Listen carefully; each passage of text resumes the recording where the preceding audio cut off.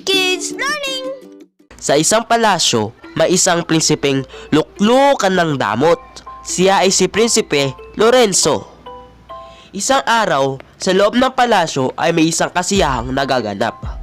Habang ang lahat ay busy at nag-uusap-usap.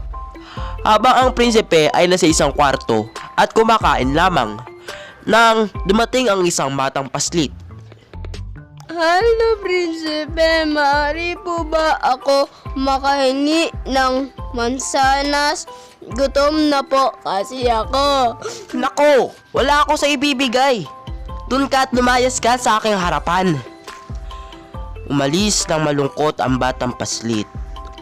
Habang ang prinsipe ay patuloy pa rin kumakain na hindi inaasahang nasamid siya at napagtantong wala siyang tubig na maiinom. Sa hindi kalayuan, narinig ito ng batang paslit at agad ito binigyan ng tubig ang prinsipe. Mahal na Prinsipe, ito po tubig. Habang siya ay umiinom, nakita niya ang batang paslit na malungkot at halatang nagugutom. Tinawag niya ito. Gusto mo ba ng mansanas? Opo! Agad nitong sambit, nagpasalamat ang bata. Salamat po, mahal na Prinsipe. Nako, wala yun. Ako nga dapat magpasalamat sa'yo dahil niligtas mo ang aking buhay. At gusto ko na sana sa'yong mag-sorry dahil naging madamot ako sa'yo.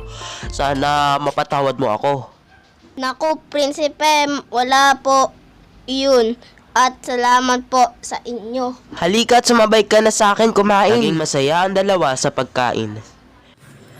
Lesson learned. Huwag maging madamot sa iba at matutong maging mapagbigay sa kapwa. Maraming salamat po sa panonood. Kung nagustuhan o nag-enjoy sa video, maaari pong mag-like at mag-subscribe na para sa marami pang kwento at konting aral na ating matututunan. Salamat!